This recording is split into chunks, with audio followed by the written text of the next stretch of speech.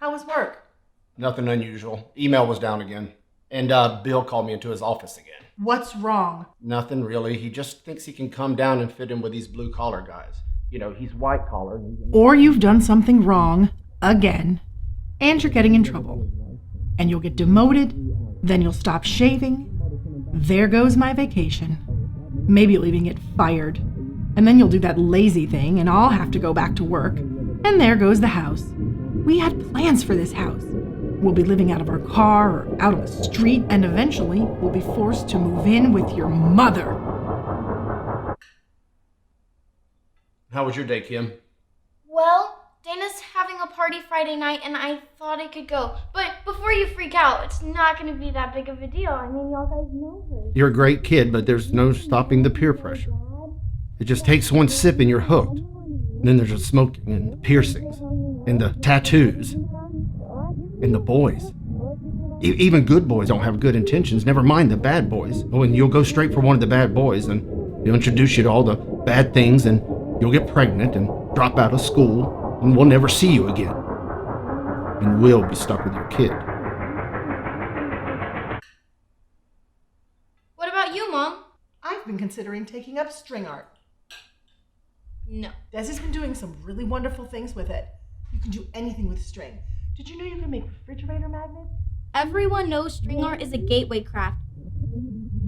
You'll start knitting and making me hats and scarves and sweaters and making me wear those sweaters. And you'll stop dyeing your hair and get those grandma glasses, and you'll want a cat, which will kill my allergies and probably lead to more cats. And you'll want to make things and bring it to my class and embarrass me in front of all of my friends.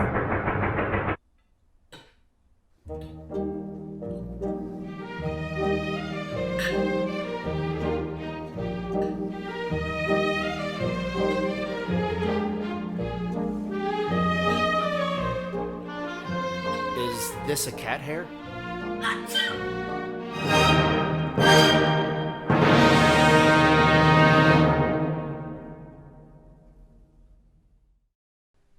Hey, we've got a lot on our minds these days, don't we? We are worried by so many things. Maybe it's financial worries.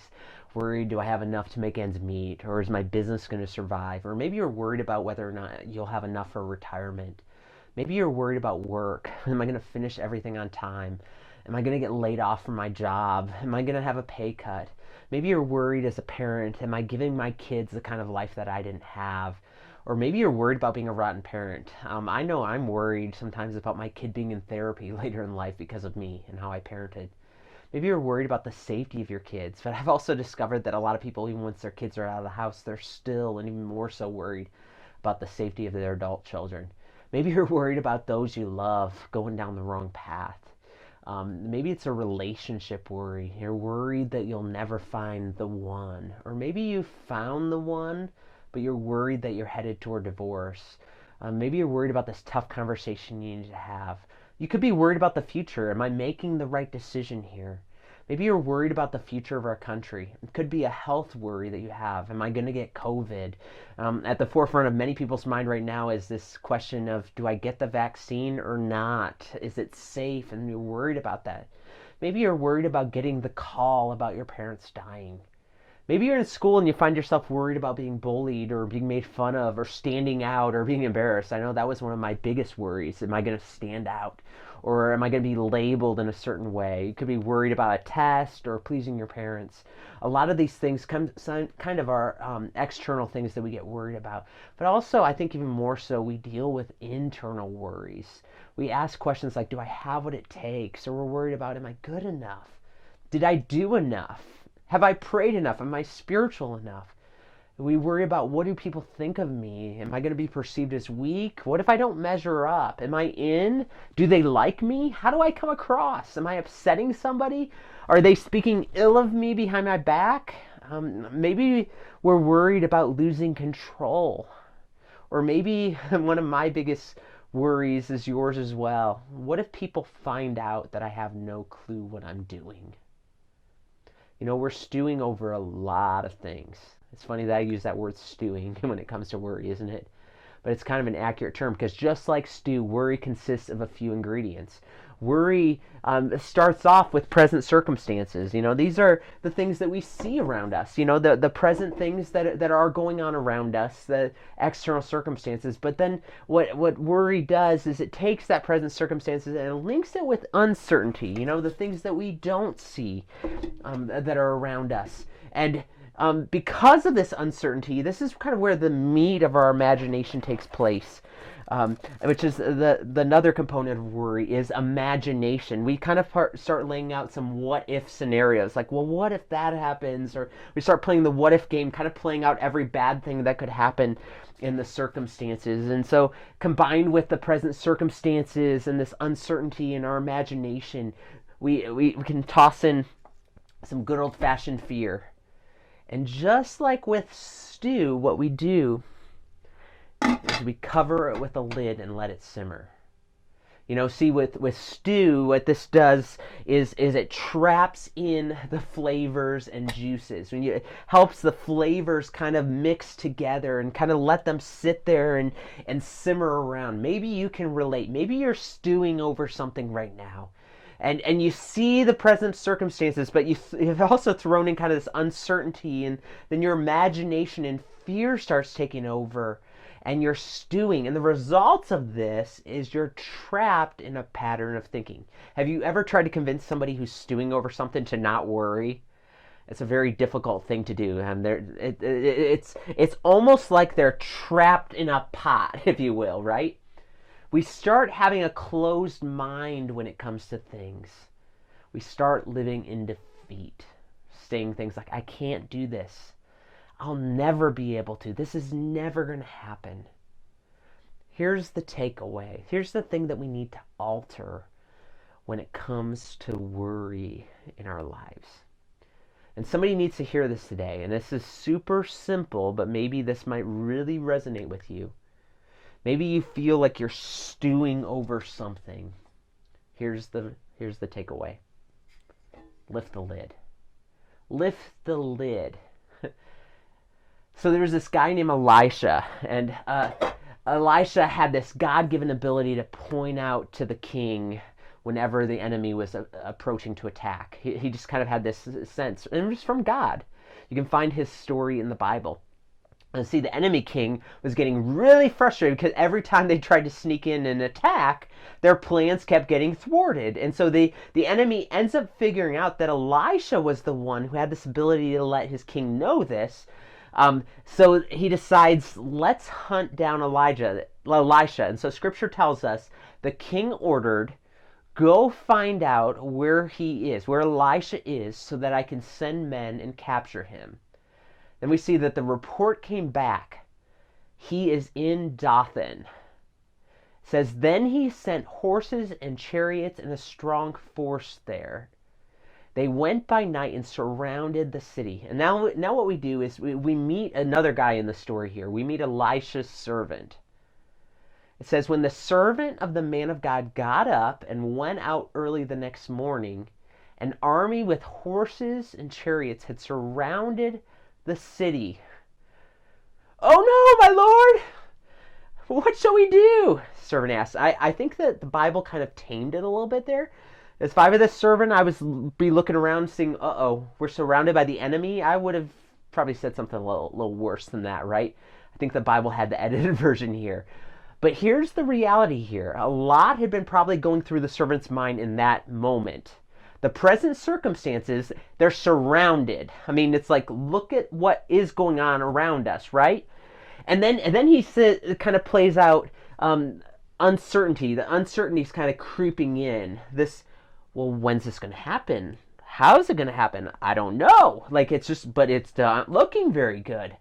Then his imagination starts coming into play. He's asking these what-if questions in his mind. Probably like, okay, what if they haul me away? What if they behead me? What if they maim me? What if, all of these scenarios going through his mind. And then fear kind of is sprinkled throughout, right? You can say that stewing was happening. But here's what Elisha does. Elisha invites his servant to lift the lid. Notice what Elisha answers him. He says, don't be afraid, the prophet answered. Those who are with us are more than those who are with them. Then Elisha prays, "Open his eyes, Lord, so that he may see."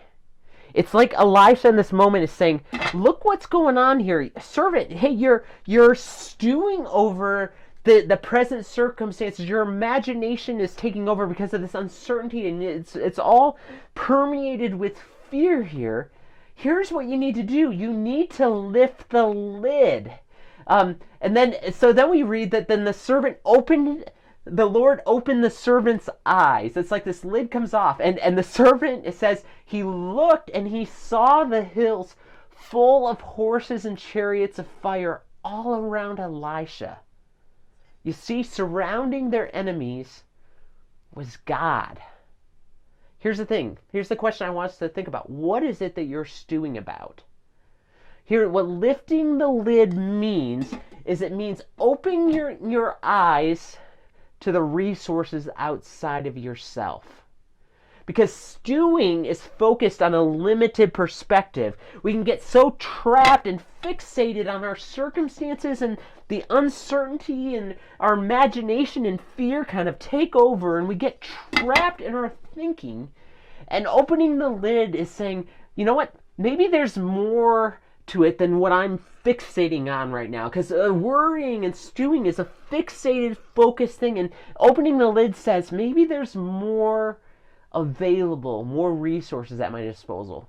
You see, David in Psalm 18 shows us what lifting the lid looks like in his life, and I encourage you to read Psalm 18 in its entirety. But here's what part of what David says. He says, "The cords of death entangled me, the torrents of destruction overwhelmed me, the cords of the grave coiled around me, the snares of death confronted me." He's using kind of these exaggerated terms, right? Kind of saying, well, yes, my present circumstances, and we can actually read that David's present circumstances were difficult. He was being surrounded by an enemy here. But then you can see that this uncertainty and imagination is kind of blowing it out into proportion. And that's kind of what worry does, right? We kind of start using these really huge terms, feeling like everything is going wrong and I'm being entangled or whatever. But the reality is David was overwhelmed and distressed. You could say he was in over his head. But here's what David then discovers. He lifts the lid in this moment and says, "In my distress, I called to the Lord." He's like, here I was fixated on all these things here, and in my distress, I looked to the Lord. I called to the Lord. I realized that, hey, there's more to this than what I'm dealing with. There's more resources at my disposal. He says, "I cried to my God for help." This is the lifting the lid moment for David, right? And here's what David goes on to say. "From his temple, the Lord heard my voice. My cry came before him into his ears." Then he says this. He says, "He reached down from on high and took hold of me." I love this imagery here. "He drew me out of the deep waters.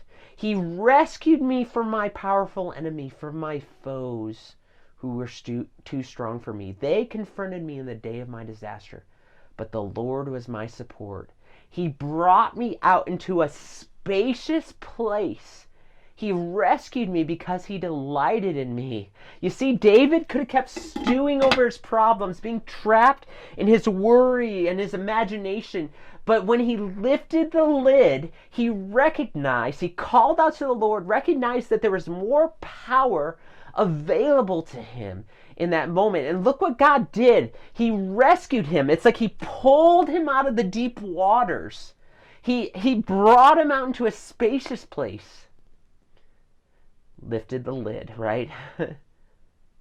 For us, Paul speaks these words to us in Philippians 4. He says, "Do not be anxious about anything." In other words, don't be stewing over things. Then he says, "But in every situation, by prayer and petition, with thanksgiving, present your requests to God." In other words, lift the lid. Call out to God for help. Ask for his help, right? And when you do this, Paul says, He says, and the peace of God, which transcends all understanding, will guard your hearts and your minds in Christ Jesus. In other words, let the peace of God permeate your heart and mind. Lift the lid. Do you pray with me? God, I thank you so much for the power that is available to each of us. Lord, some of us really are just surrounded and confronted with so many uncertainties that are based on our present circumstances, and that our imagination and fear have taken over, and we feel trapped. We feel like we're stewing over things, and we're stuck in this mindset of, I just can't do it, or this will never happen. And Lord, you're inviting us to call out to you. And I thank you so much that as we lift the lid off and recognize that there's so much more available to us, that you will help us, that you will rescue us, that you will deliver us, that you will help us to see things from your perspective. I pray that you would show us how we can lift the lid in our lives, how we need to turn to you. God, some of us just are so bombarded and we're over our head with so many worries. I pray that we would find comfort in you and in you alone, and that your peace that surpasses all understanding will guard our hearts and our minds in Christ Jesus. Thank you so much for this wonderful gift of your peace. It's in Jesus' name we pray. Amen. I really encourage you to take some next steps. We have a whole bunch of ways that you can connect or serve as we relaunch our kids ministry on Sunday mornings, or maybe ways that you want to grow. I invite you to go to fayette.church/next steps, and on there you're going to find a whole bunch of different ways to be involved. One of the things is Right Now Media. I encourage you. This is like a video library full of tons of videos that you can watch, kind of like Netflix. And there's some Bible studies, some other things that help you take next steps in your relationship with God. I invite you to check out Right Now Media. Our church has paid a subscription, and you get to access that for free. So check that out. And my prayer this week is that you would take that next step toward Christ, first of all, by lifting the lid and recognizing that He is with you and He wants to help you. So I pray you would take that next step toward Him this week. God bless.